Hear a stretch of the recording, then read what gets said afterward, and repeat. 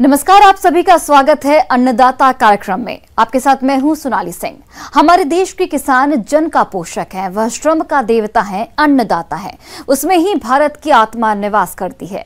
ऐसे ही किसानों की प्रगति के लिए हम खेती बाड़ी से जुड़ी हुई बहुत सी नई लाभकारी जानकारियां हर रोज सुबह लेकर आते हैं। तो चलिए कार्यक्रम शुरू करने से पहले देखते हैं क्या है आज के अन्नदाता में। व्यावसायिक फसलों में पान की खेती प्रदेश में ग्वालियर, जबलपुर, मंदसौर, नीमच आदि जिलों में की जाती है और हमारे जिन किसान भाइयों ने नया पान बरेजा लगाया है उनमें बेलों की बढ़वार का समय चल रहा है। लेकिन इससे गुणवत्ता युक्त अधिक पत्तियों की प्राप्ति के लिए पान बरेजों में कुछ आवश्यक कार्यों का किया जाना जरूरी होता है। तो वो कौन कौन से हैं जरूरी कार्य, इसकी जानकारी दे रही हैं डॉक्टर सुषमा नेमा। किसान भाइयों, अभी बरसात का मौसम है और इस समय बरेजा में हम पान की फसल लगा रखी है।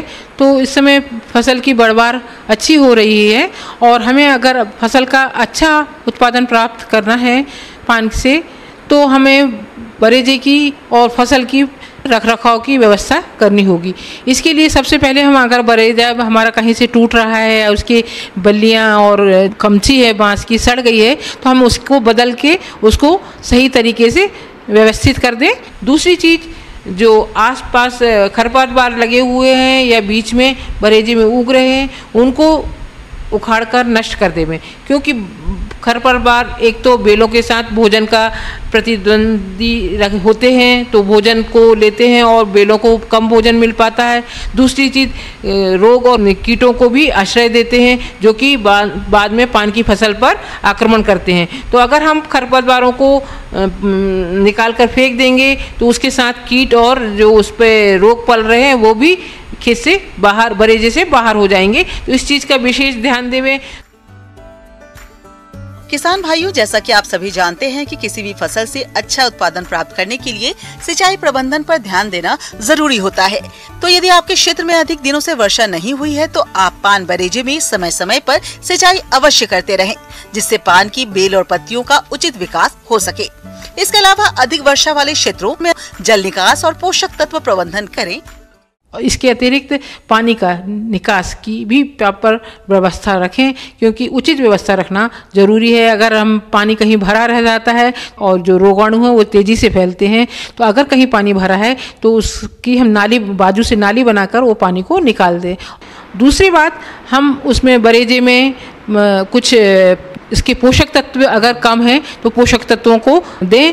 जैसे इस समय हम नीम की खली और उसके अतिरिक्त कुछ और फर्टिलाइज़र, जो आपके ऑर्गेनिक फर्टिलाइज़र हैं, उनको पौधों में देना चाहिए।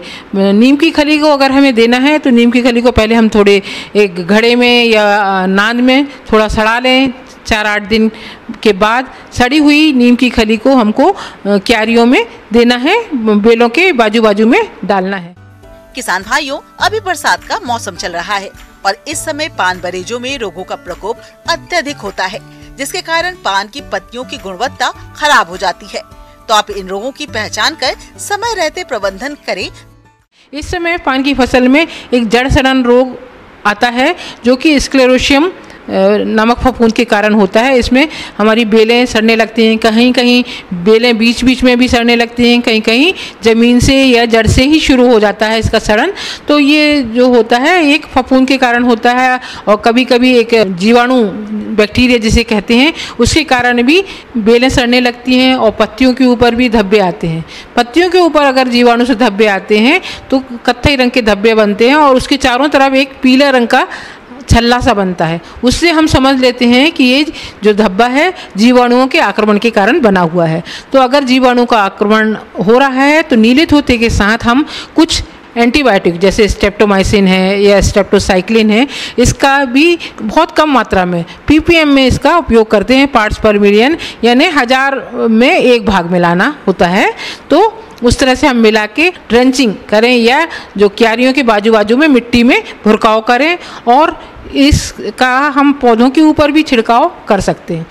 इसके अतिरिक्त बेलों के ऊपर, पत्तियों के ऊपर एक और रोग आता है जिसे कि हम पत्ती धब्बा रोग कहते हैं। ये जनरली फाइटोप्थोरा नामक फफूंद के कारण आता है। इसमें पत्तियां गलने से लगती, पहले उसमें पनीले धब्बे बनते हैं। बाद में ये धब्बे बड़े हो जाते हैं और पत्तियां गलने लगती हैं। इससे बहुत ज़्यादा हानि होती है। अगर बारिश हो रही है, नम मौसम है, तो लगातार सारी पत्तियां बेल की सड़ने लगती हैं और बेल पूरी की पूरी आपकी गल जाती है। इसके लिए भी हम बोडो मिश्रण का उपयोग कर सकते हैं।